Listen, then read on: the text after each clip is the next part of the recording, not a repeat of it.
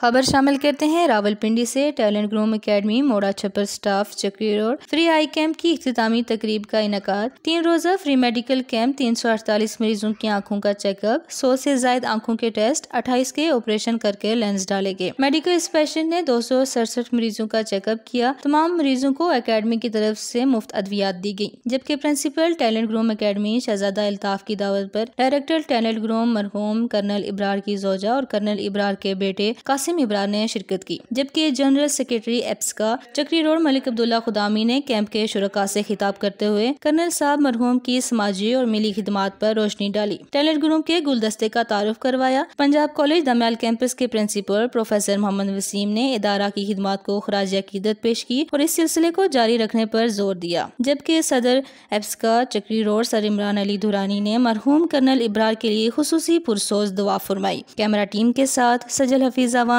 CNBC city news, Rawalpindi. اس video کو like کریں، ہمارے چینل کو سبسکرائب کر بیل آئیکن ضرور پریس کریں ہماری نیو ویڈیو سب سے پہلے دیکھنے کے لیے۔